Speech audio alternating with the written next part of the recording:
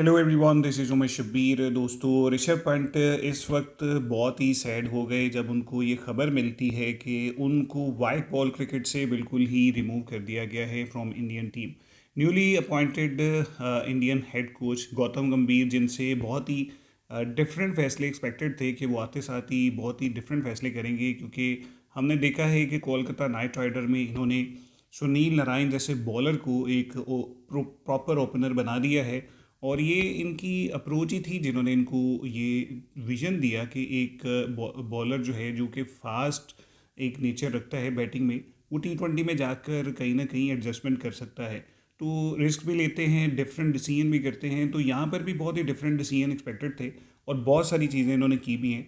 लेकिन ऋषभ पंत जैसे प्लेयर जिनको इंडिया में बहुत ज़्यादा पसंद किया जाता है और ये अपनी अच्छी हिटिंग के लिए फेमस हैं, फियरलेस क्रिकेट खेलने के लिए फेमस है, उनको क्रिकेट इंडिया की वाइट बॉल जो क्रिकेट है उससे रिमूव कर दिया जाएगा। ये बिल्कुल ही अनएक्सपेक्टेड डिसीजन था, बट इसके पीछे बड़ी स्ट्रॉन्ग लॉजिक है। ऐसे ही गौतम गंभीर ने डिसीजन नहीं लिया। और एक चीज़ में मैं तारीफ़ भी करूँगा गौतम गंभीर की, कि गौतम गंभीर बहुत ही प्रोफेशनली बिहेव करते हैं। कभी भी उन्होंने क्रिकेट के अंदर, यानी जब टीम में थे तब भी, और जब उन्होंने एज मेंटोरशिप टीम्स को ज्वाइन किया आईपीएल में तब भी, और अब एज हेड कोच भी, कभी भी ऐसा डिसीजन आपको लेते हुए नहीं नज़र आएंगे जिसमें उनकी कोई पर्सनल ईगो शामिल हो, कोई अपना पर्सनल बेनिफिट शामिल हो। वो सिर्फ उस टीम की बेहतरी के लिए डिसीजन लेते हैं, और यही रीज़न है कि उन्होंने मेरिट पे फैसले किए तो कोलकाता नाइट राइडर जो है वो चैम्पियन बनी लास्ट टाइम। और अब ऋषभ पंत को क्यों रिमूव किया जा रहा है? क्योंकि बहुत ही मेहनत से ये रिकवर करके वापस आए थे। इनका एक्सीडेंट हुआ, एक्सीडेंट भी इतना ब्रूटल था कि ये तक कहा जा रहा था कि शायद ये रिकवर नहीं करेंगे, इनकी खुदा न खासा डेथ हो जाएगी, क्योंकि बहुत ही बुरे हालात थे। बट ना सिर्फ ऋषभ पंत ने रिकवर किया, इन्होंने इस दफ़ा आईपीएल भी खेला, एक टीम को लीड भी किया, उसमें बहुत अच्छी बैटिंग भी करते रहे, उसमें इन्होंने विकेट कीपिंग भी की। तो एक बहुत ही अच्छा इन्होंने कम बैक किया, और एक्सपेक्टेशंस यही थी कि अब ये टीम इंडिया के साथ परमानेंटली तीनों फॉर्मेट्स में खेलते हुए नजर आएंगे। बट गौतम गंभीर ने कहा है कि इनकी जो परफॉर्मेंस टेस्ट क्रिकेट में वो बहुत अच्छी है, तो इनको हम फिलहाल के लिए रेड बॉल के ऊपर लिमिटेड कर रहे हैं, और वाइट बॉल के लिए हम किसी और को चांस देंगे। अब चांस किसको मिलने वाला है? जो टॉप पोजीशन पर है, क्योंकि इंडिया में बहुत सारे लोग हैं जो विकेट कीपिंग के लिए अपनी किस्मत आजमाएंगे, जिनकी कोशिश होगी कि उनको चांस मिले।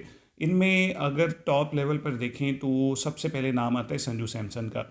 संजू सैमसन, जिनको बहुत अरसे से उनके फैंस के मुताबिक सही चांस नहीं मिल रहा था, वो बहुत अच्छा भी परफॉर्म करते थे, लेकिन सुतीली औलाद की तरह उनके साथ बिहेव किया जाता था। ये उनके फैंस का कहना है कि जब भी वो परफॉर्म करते थे उनको एक दो मैचेस दिए जाते हैं और फिर उनको टीम से ऐसे बाहर निकाल दिया जाता है जैसे वो टीम में खेलने के काबिल ही नहीं है। इवन स्टैट्स उनके बहुत अच्छे होते थे। तो यहाँ पर जो कंपैरिजन आया वो क्या है?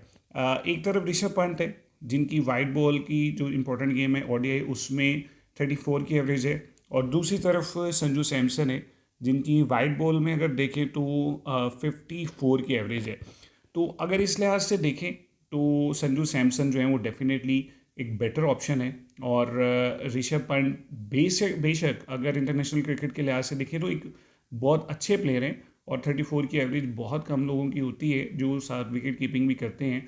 तो ये अच्छी एवरेज है, बट बेस्ट में देखा जाता है कि कौन सबसे बेहतर है। दो अगर लोग आ जाते हैं उनमें कौन बेहतर है, तो इस लिहाज से देखा जाए तो 20 की ऑलमोस्ट जो एवरेज है वो ज़्यादा है।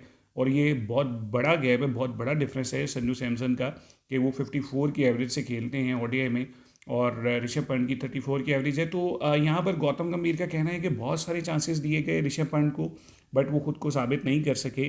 तो अब उसका हक नहीं मारना चाहिए, जो कि ऑलरेडी अच्छा परफॉर्म कर रहा है, बट उसको इसलिए चांस नहीं दिया जा रहा कि ऋषभ पंत एक बड़ा नाम बन चुके हैं, उनकी बहुत सारी फ़ैन फॉलोइंग है। हमें ये देखना है कि कौन अच्छा परफॉर्म करता है, कौन टीम के लिए बेहतर है। और अगर स्टैट्स के लिहाज से देखा जाए तो इसमें कोई शक नहीं है कि संजू सैमसन ऋषभ पंत से बेहतर हैं। अगर T20 की बात की जाए तो उसमें कुछ बेहतर हैं। ऋषभ पंत की 22 की एवरेज है, संजू सैमसन की आई थिंक 20 की एवरेज है। बट यहाँ पर अगर दूसरी चीज़ देखी जाए तो संजू सैमसन का यहाँ पर स्ट्राइक रेट इनसे ज़्यादा है, उनका 134 का स्ट्राइक रेट है, और ऋषभ पंत का यहाँ पर 126 का स्ट्राइक रेट है। तो ये थोड़ा सा डिफरेंस है, यानी इस डिफरेंस से तो कभी भी ऋषभ पंत या संजू सैमसन में से किसी को बेहतर नहीं किया कहा जा सकता, क्योंकि एक ही स्ट्राइक रेट बेहतर है, एक ही एवरेज बेहतर है। और ये एवरेज भी कम है और ये स्ट्राइक रेट भी अब एक्सेप्टेबल नहीं है इंटरनेशनल क्रिकेट में। सो इसमें दोनों ही स्ट्रगलिंग फेस में हैं। और शायद ये भी हो सकता है कि अभिषेक को एज विकेट कीपिंग बैट्समैन यहाँ पर T20 में चांस दिया जाए और संजू सैमसन भी यहाँ पर अपनी जगह ना बना पाए। सो फिलहाल ऋषभ पंत की छुट्टी हुई है दोनों फॉर्मेट से, T20 से भी, ODI से भी, और उनको गौतम गंभीर ने स्ट्रेट फॉरवर्ड कहा है कि अब आपने सिर्फ फोकस करना है टेस्ट क्रिकेट के ऊपर। टेस्ट क्रिकेट आप बहुत अच्छी खेलते हैं, वहाँ पे आपकी एवरेज अच्छी है, वहाँ पर आप बड़ी टीम्स के अगेंस्ट स्टैंड अच्छा लेते हैं, बिल्कुल फेयर टेस्ट क्रिकेट खेलते हैं, लेकिन वाइट बॉल क्रिकेट में अब आपको चांस नहीं दिया जाएगा। सो अब ऋषभ पंत को के लिए उनके लिए तो एक बैड न्यूज़ तो है, बट अब उनको टोटली अपना फोकस करना पड़ेगा टेस्ट क्रिकेट की तरफ।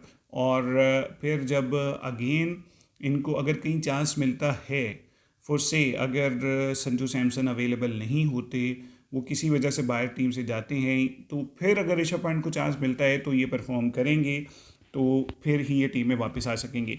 यहाँ पर मैं BCCI की तारीफ़ करना चाहूँगा, या Indian newly appointed head coach Gautam गंभीर की मैं तारीफ़ करना चाहूँगा कि इन्होंने इस छोटी सी बारीकी को भी देखा है। क्योंकि पाकिस्तान में आज़म खान खेलते रहे, मोइन खान के बेटे हैं।